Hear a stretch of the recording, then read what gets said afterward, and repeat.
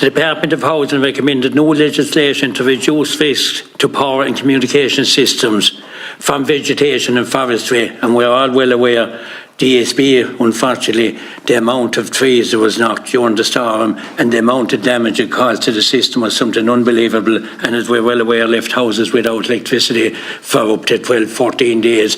Have we any update when this legislation is to be introduced and how will it be enforced when it's introduced as regards not to allow this to happen in the future? Deputy, you're probably aware that the heads of bill were approved before the summer, and legislation is being prepared at the moment by the department. And as Nicholas mentioned in the opening statement, we're doing an international review which we will use to inform the right structures to be put on that. But I would expect it will be in the new year before that legislation is in place. Joe asked a question that wasn't answered there. How does the ESB enforcement working of that legislation? Like, who will do the enforcement? How do you see that working? I don't know if enforcement is the right term, but what we would look to have is we'd have powers that we'd be able to go in and cut these corridors as needed to protect the overhead network from damage. So ultimately, like we do with every landowner, we'd be looking to engage, but ultimately by having the statutory powers to be able to go in and cut these corridors, that we then have the facility to be able to do that.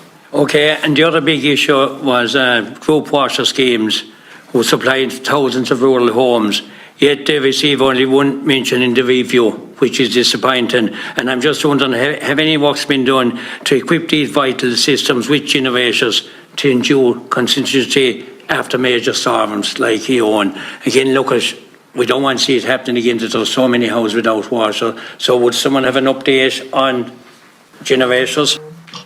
Again, I know Irish Water have considerably upgraded their generator capacity, so I think they will be in a position to provide much stronger support to group water schemes in any future piece. But I can come back and provide more detail on that. In the immediate aftermath of the storm, we did engage with a lot of the critical infrastructure providers, including Oireachtas, and actually just as recent as this week, we've had update from them, and they are working on the deployment of mobile and fixed generation. So we're working very closely with them.